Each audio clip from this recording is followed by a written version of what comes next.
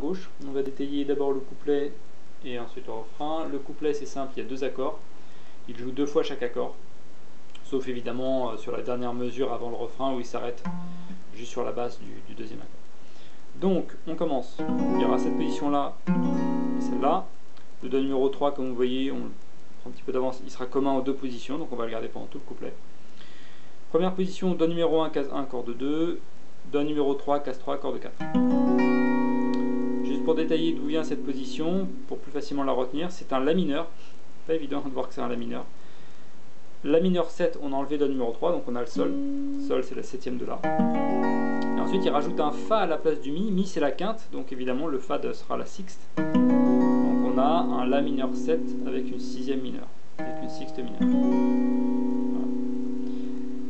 Deuxième accord, le 3 reste en place, on garde le fa. Alors évidemment c'est pas un fa, il y a un capot, mais bon c'est plus simple je pense pour les repères. Et on ajoute le do numéro 4,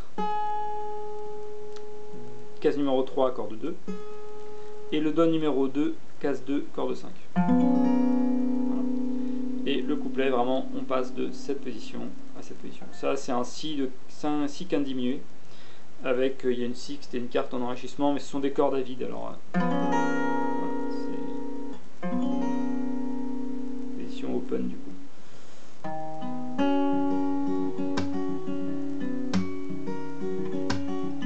Et pendant le couplet,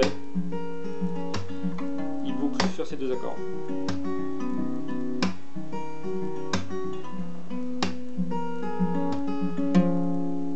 Juste pour prendre un peu d'avance, il s'arrête sur la basse au moment de répéter l'accord ici. Donc les accords du refrain. On commence tout simplement sur un do majeur.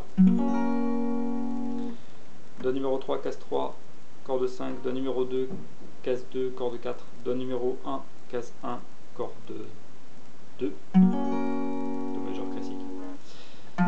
Ça, do numéro 2, case 2, corde 5, do numéro 4, case 3, corde 2, qu'est-ce que c'est? Alors c'est pas un mi mineur 7 renversé à la quinte, c'est un sol majeur avec un enrichissement, le mi à vide, c'est-à-dire une sixte par rapport au sol. Et en fait c'est renversé à la tierce, puisque c'est le si qu'on va jouer à la basse. Je crois que je vous avais déjà parlé de cette astuce des renversements avec... ça c'était Wonderwall, mais c'est pas ça que je voulais faire, c'était dans Ed Sheeran. Ben, je me rappelle plus la rythmique. Où il faisait pareil, il renversait le ré majeur pour avoir un mouvement de basse très classique. Et bien vous voyez, encore une fois, exactement la même chose. Il y a un renversement pour avoir une sorte de mélodie. Oui, on a... Ce qui est plus mélodieux que de faire ça.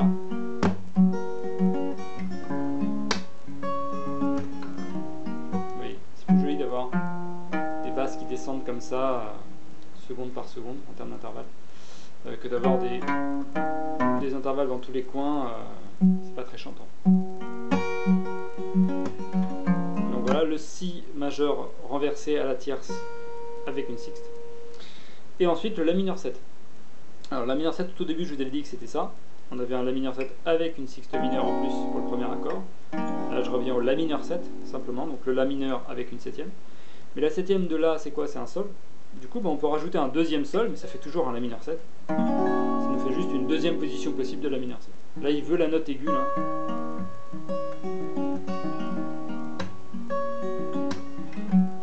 Voilà. Donc, do majeur, sol majeur renversé, la mineur 7 2 fois. Il boucle, il revient à do majeur, il revient au sol majeur, la mineur 7 une seule fois.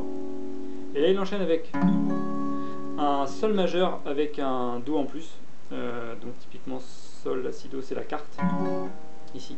Donc c'est une espèce de croisement entre le do majeur et le sol majeur au niveau purement de la position. Donc on a le sol majeur, do numéro 4 tout en bas case 3, do numéro 3 tout en haut case 3 aussi, le do numéro 2 case 2 corde 5, ça c'est un sol majeur normal. Et si on rajoute le do numéro 1 qu'on met normalement sur la position de do, là, sur le do justement, en case 1, eh bien on a un sol majeur mais avec un do, donc une quarte. c'est pas un accord suspendu du reste puisqu'on a une tierce quand même. Donc c'est vraiment un accord de 11e. Bon, je passe sur les détails théoriques. Fa majeur, ça Fa majeur très classique, embarré, bourrin, Do numéro 1 qui barre sur la casse 1, Do numéro 3 et 4, tous les deux casse 3 mais sur la corde 5 et l'autre sur la corde 4, et Do numéro 2, casse 2, corde 3. Très classique.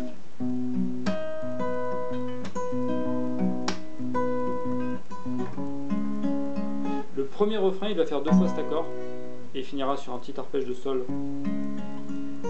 Sur un arpège, pardon. Oula. C'est ça. De sol majeur.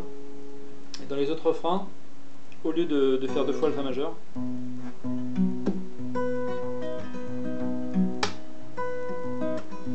il revient à celui-là, et il boucle.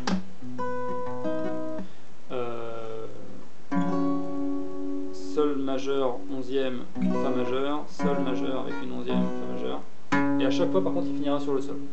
Le premier refrain, il finit avec un arpège, et tous les autres, ils s'arrêtent juste sur la basse du Sol. Alors on va détailler ça avec la main droite. Donc voilà, petit récap rapide de tous les accords du morceau, ce coup-ci. Le La du départ, donc celui-là, on ne peut pas faire plus court que La mineur 7 avec une sexte mineure.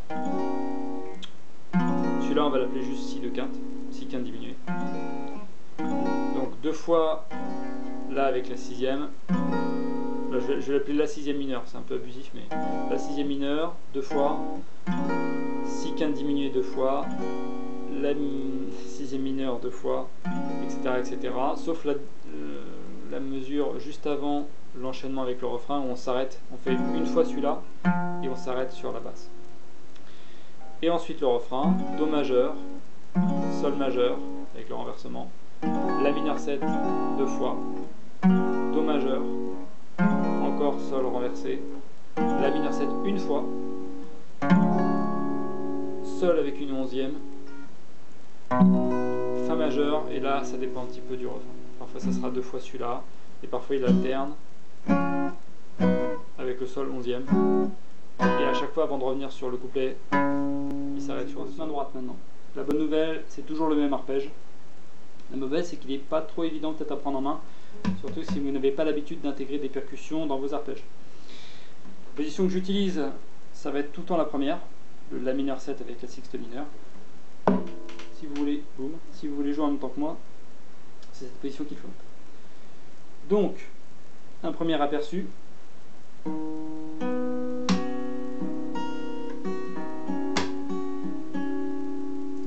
Ça en boucle tout le temps. Je détaille évidemment. Ça commence sur un pouce index, sur les cordes 5 et 4 jusque là. Pas de problème. Et là, le geste suivant, le plus dur de l'arpège,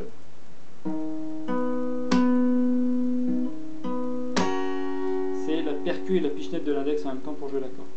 C'est un truc assez courant en folk. Quand on veut des percus, on a tendance parfois, si on veut placer la percussion et qu'on a une note à jouer en même temps, on est obligé de faire des gestes un petit peu particuliers. Et là c'est le cas, il va y avoir une pichenette de l'index à faire pour jouer des accords. Donc je détaille le geste en 2 parties. Il y a la percussion. La percussion, c'est tout simplement un mouvement du bras et du poignet, un mouvement de rotation. Et votre pouce vient grosso modo, alors c'est pas précis, hein, c'est une percussion de toute façon, donc que vous fassiez ça là ou là, c'est le même son. Mais c'est surtout par contre pour la sonorité de la pichenette, si vous mettez votre percussion trop bas, évidemment l'index il va même pas pouvoir gratter ses cordes. Donc, grosso modo, comme repère, le pouce devrait venir idéalement entre la corde 5 et la corde 6. Parfois il vient que sur la corde 6 d'ailleurs, si on a besoin d'entendre la corde 5 sur les notes jouées. Mais grosso modo, voilà, vous venez là.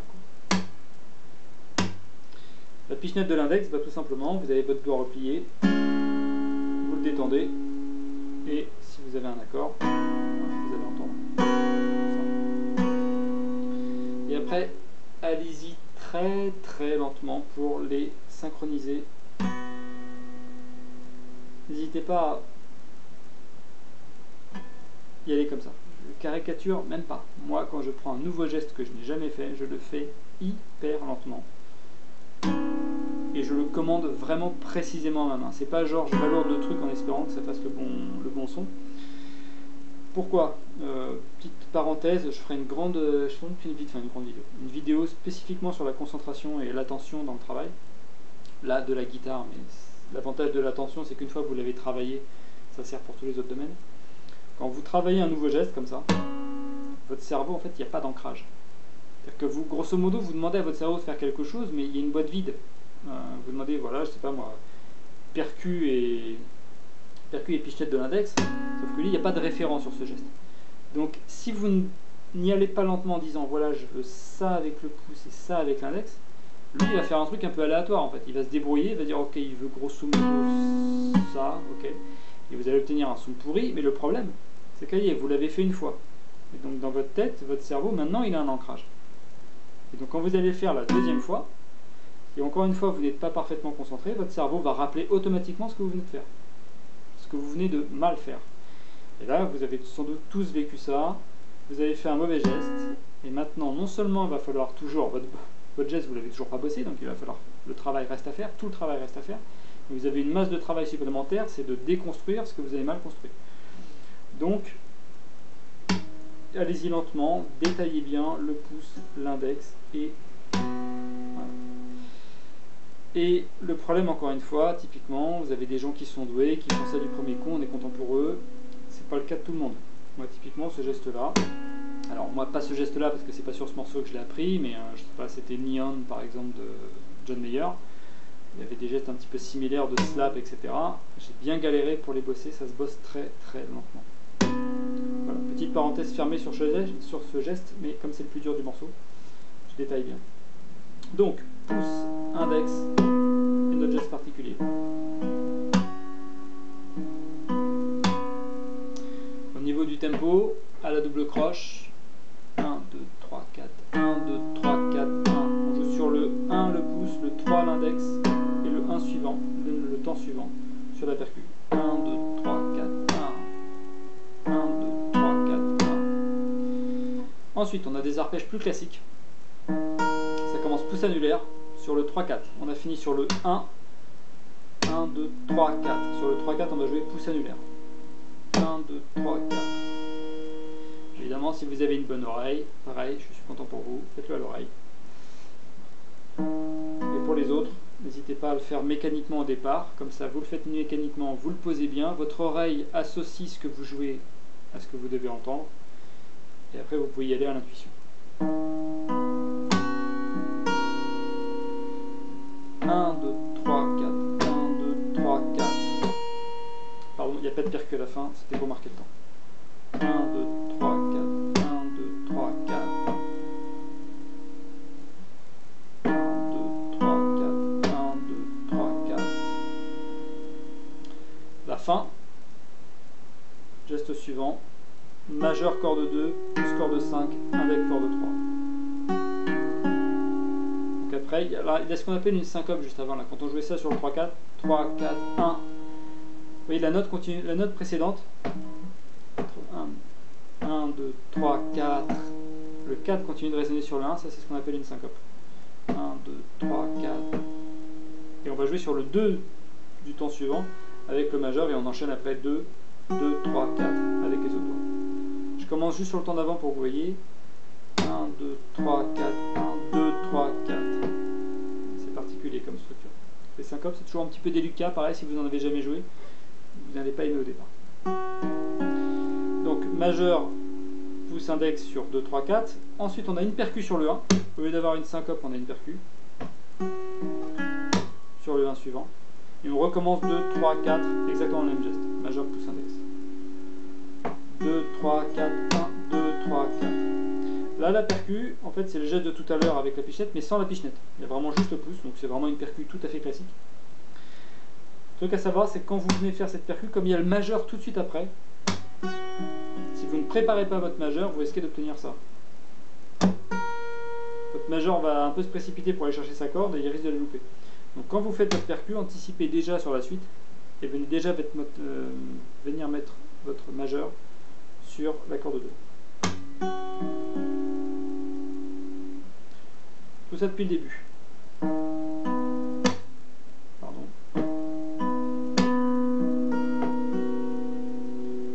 Bon, je m'embrouille un peu.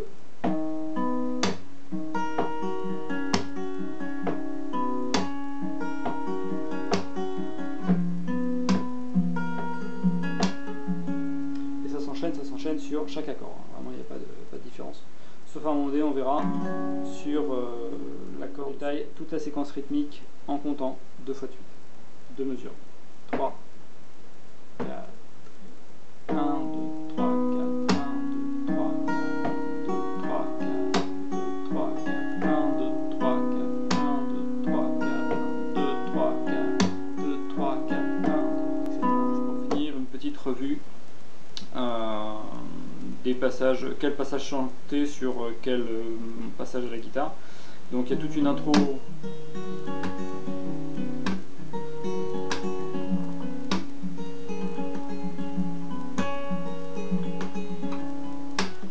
Etc.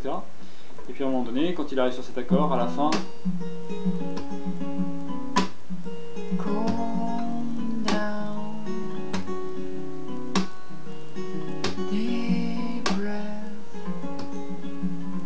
il enchaîne tout le couplet. Et la fin du couplet, donc c'est le passage If it's a broken part, replace it. If it's a broken heart, just brace it. If it's a broken heart. Et au lieu d'enchaîner sur cet accord, il l'enchaîne en fait, mais il s'arrête juste sur la basse. If it's a broken heart, just face it. Hold you on. Et là, il enchaîne avec le refrain. Hold you on, man. Il recommence. Et oui, et la deuxième fois qu'il recommence le refrain, il rajoute le 4 sur le Do. Je ne sais pas si je l'ai dit dans les accords. Know your name, call your own way, and everything. D'ailleurs là je fais des bêtises parce que j'enchaîne direct le deuxième et le troisième refrain.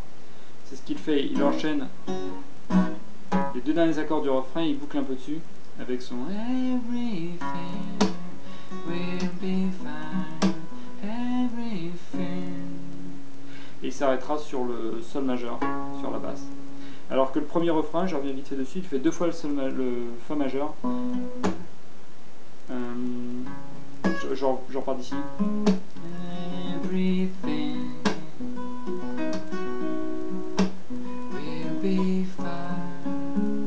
Cet arpégiage, je ne l'ai pas détaillé, je le fais vite fait. C'est un sol majeur, hein, classique. Pouce 2 fois. Alors moi je fais 2 fois le pouce. Je fais 6, 5, 3, 4, 2. Et bon, vous faites ça avec les doigts qui vous sont plus. Avec l'arpège qui vous semble le plus pratique. Pour vous donner une idée, moi je fais 2 fois le pouce. Et index sur l'accord de 3, pouce sur l'accord de 4, majeur sur l'accord de 2. Et là, normalement, il recommence le couplet. Etc. Et à un moment donné, quand il arrive sur un refrain, à la fin du refrain, comme je disais là,